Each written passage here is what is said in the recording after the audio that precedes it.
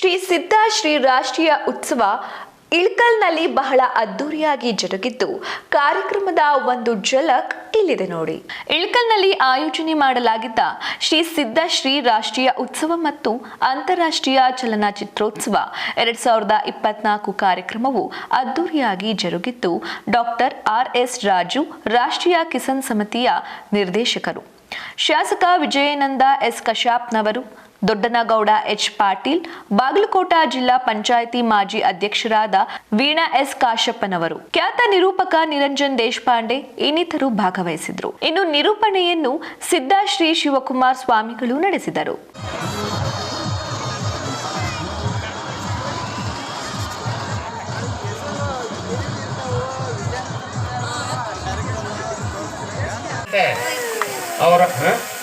ತಡಿ ಒಂದು ಮಾತು ಹೇಳಿ ದಾಸೋಹದ ಬಗ್ಗೆ ಹೇಳಕತ್ತೀನಿ. ತಡಿ, ದಾಸೋಹದ ಒಂದ ನಿಮ್ಮ ಸಡ್ಕಲೆ ಹಾಡ್ತಿ ಏನು ಗಾಂಡ್ ಬಿದ್ದಿ ನಮ್ಗೆ. ತಡಿ ಒಂದು ಮಾತಾಡ್ತೀನಿ ಅಷ್ಟ ಒಂದ.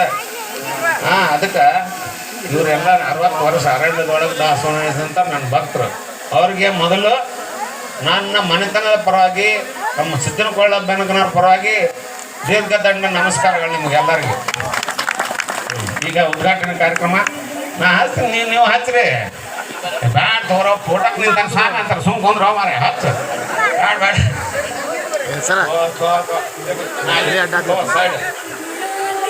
ಹುಚ್ಚುಳೆ ಮಗನೆ ಅಂತಂದ್ರೆ ಅವಾಗಿಂದ ಅಪ್ಪಿ ತಪ್ಪಿ ನಾನು ಟಿವಿನಲ್ಲಿ ಹಿಂಗೇನಾದ್ರು ಹೇಳ್ಬಿಟ್ರೆ, ನೀವು ನೋಡ್ತಾ ಇದ್ರೆ ಕಲರ್ಸ್ ಕನ್ನಡ ಹುಚ್ಚುಳೆ ಮಕ್ಕಳು ಅಂತೆಲ್ಲ ಅಂದ್ಬಿಟ್ರೆ ದೇಶದಿಂದನೇ ಆಚೆ ಹಾಕ್ಬಿಡ್ತಾರೆ, ನಮ್ಗೆ ದೇಶ ದ್ರೋಹಿನೇ ಮಾಡಿಟ್ಬಿಡ್ತಾರೆ. ಆದರೆ ಇಲ್ಲಿ ಉತ್ತರ ಕರ್ನಾಟಕದ ಮಣ್ಣೆ ಹೀಗೆ.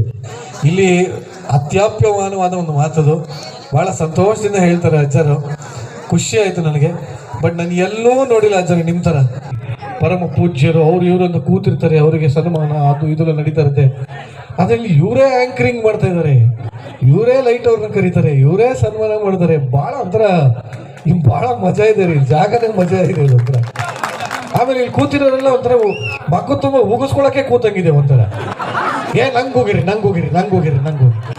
ನೀವು ಹೋಗ್ರೆ ನಮ್ದು ಆಶೀರ್ವಾದ, ಹೋಗಿರಿ ಒಂಥರ ಇಲ್ಲಿ ಮಕ್ಕ ಉಗಿಸ್ಕೊಟ್ಟಕ್ಕೆ ಬರಂಗಿದೆ ಒಂಥರ ಇದು. ಬಟ್ ಆದರೂ ಚೆನ್ನಾಗಿದೆ, ಒಂಥರ ವಿಚಿತ್ರವಾದ ಅನುಭವ ನನಗೆ.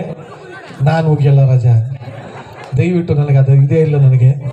ಬಟ್ ಆದರೂ ಈ ಊರಿಗೆ ಬಂದಿದ್ದ ತಕ್ಷಣ ನನಗೆ ಎಷ್ಟು ಖುಷಿ ಆಯಿತು ಅಂದರೆ, ಎಲ್ಲ ಫೋಟೋ ತೆಗೆಸ್ಕೊಳಕ್ಕೆ ಬರ್ತಾ ಇದ್ದಾರೆ. ಎಲ್ಲರ ಹತ್ರನೂ ಒಂಥರ ಸುಗಂಧ ಪರಿಮಳ ವಾಸನೆ ಗಮ್ ಅಂತವ್ರೆಲ್ಲ. ಅವಾಗಿಂದ